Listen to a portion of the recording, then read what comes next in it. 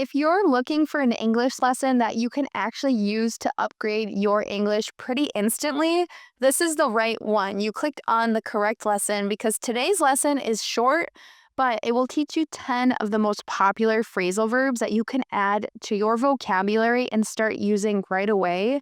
And you'll be able to remember these because these are pretty easy, but again, they'll advance your English.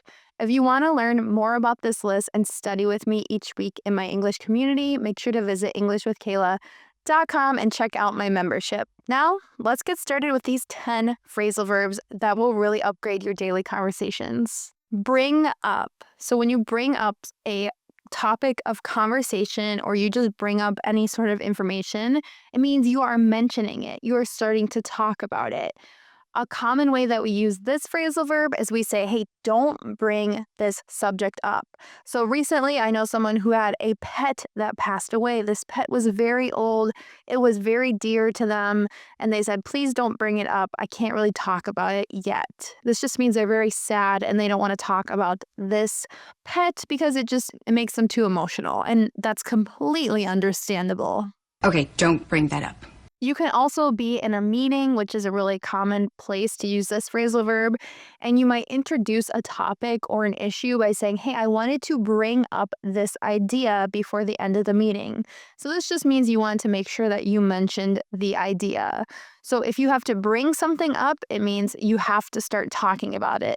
And sometimes it can be difficult to bring up a topic, that's going to cause emotion or it's going to cause some stress, but oftentimes we just use this in a casual manner, like, oh, I wanted to bring this up. Oh, can you bring up this topic? Whatever it might be. It's something that you want to talk about. If you want to say that you have found or discovered something unexpectedly, you can say that you have come across it. A really common example for this phrasal verb that I want you to remember is, I came across an old photo. I came across an old photo of me and my kindergarten teacher. This just means you weren't looking for that photo, but when you were looking through different items, or maybe you were cleaning out a drawer in your house, you found this picture. You came across it. It comes across a bit desperate. If you're reading a book, you might come across some interesting facts that you weren't expecting to discover. So when you come across something, you are surprised to find it. To figure out. When you figure out something, you are able to solve it. Okay, we'll figure it out. Figure it out. How? In a learning context, you often will have to figure out math problems, which means you have to find the answer or solve it. Or if you get a new computer, you might say, I haven't really figured out how to use my computer yet. This just means you don't completely understand it. Maybe you haven't had a lot of time to explore it or, look at the different features of the computer that you buy. Sometimes if you're shopping, especially if you're a woman, you might see a piece of clothing and you can't even figure out how to put it on because it's such an interesting or abnormal piece of clothing. Maybe it's a dress that kind of ties in an interesting way. So you might say, can you help me figure out how to put this on? If you are married, I want to know, do you get along with your mother-in-law? This is a common phrasal verb that means to have a good relationship with someone or a friendship. A lot of times it's very common for people to not get along with their mother-in-law. And your mother-in-law is your husband or your wife's mother. You have a father-in-law and a sister-in-law and a brother-in-law and so on. Did you get along with your father? I got along without him. So when we want to have a good relationship with someone, we will say, I really want to get along with them. To get along with someone means to have a friendship or a good relationship. I have a friend and she's really good at making friends and she'll invite a lot of different people together and she'll say, I really think you guys would get along. This means she thinks that we will be friends. Maybe we have some things in common. My family just got a new pet. We got a pet rabbit because honestly, I am not ready for the responsibility of a pet dog, but my kids are ready for the responsibility of a small animal, and of course, I help them as well. So the rabbit's really cute, and I tell my kids, you need to look after the rabbit when you let him out of his cage. This means you need to make sure that he's not in danger or any trouble or doing anything that he's not supposed to be doing, like chewing on things, for instance. So we talk about looking after animals, or oftentimes if you need help with your children, you might say, could you come look after my children? This just means taking care of them, making sure they aren't getting into trouble. You're always looking after us. It's often thought that when you look your worst, meaning, you haven't showered, you just woke up, maybe you look a bit tired, you are going to run into someone that you know if you go to the store. This phrasal verb, to run into someone, it means to see someone and it's a surprise. You were not planning on seeing them. It's unexpected when you see someone and you run into them. So maybe you're at the grocery store and you run into your neighbor or you run into your coworker. What luck to run into you! It's always very surprising if you run into someone you know at the airport because you happen to be taking a trip at the same time as them. A really common way to use this phrasal verb, you might start a story with your friend. You might say, you are not going to believe who I ran into the other day. I ran into so-and-so's ex-boyfriend, or someone who you were just really surprised to see. To turn down, this is a really versatile, really useful phrasal verb. So when you turn down something, you refuse it or you reject it.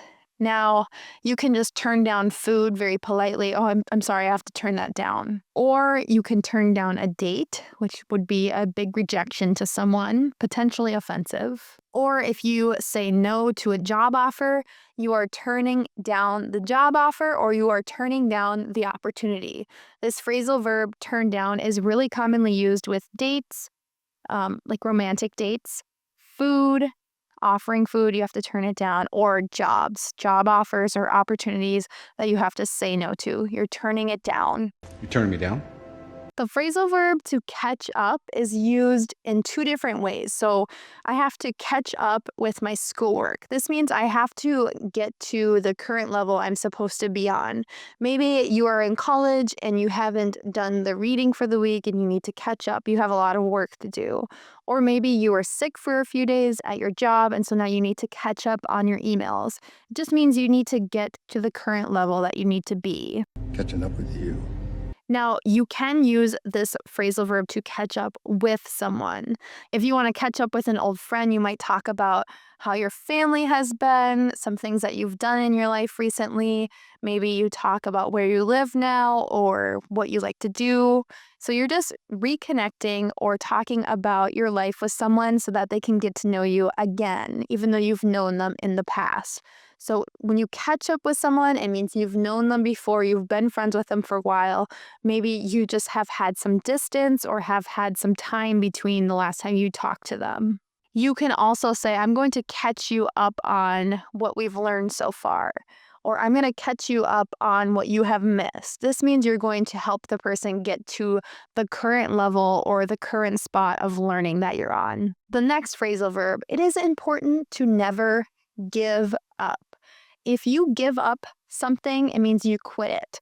Now, we can talk about giving up alcohol or giving up cigarettes. This would be seen as a good thing. It's good to give up bad habits. But if we talk about someone giving up, it means they are no longer trying or no longer putting in effort. I've decided to give up smoking. If you know someone who has given up a bad habit, you might say they gave up smoking 10 years ago. This just means they quit it, they stopped doing it. Maybe you're trying to stop a bad habit for a New Year's resolution. You might say, I'm going to give up social media, or I'm going to give up eating junk food. This means you're going to stop doing it. So a lot of times if you're on the phone with someone and they need to just have you wait for a moment, they might say, can you hold for a minute? Or they might say, can you hold on for a moment? This just means, can you wait? Can we pause? Perhaps you are getting to watch a movie or a show with your husband or your wife and they say, hey, can you hold on for a minute? I need to go get a snack. This just means, can you pause or can you wait before we begin?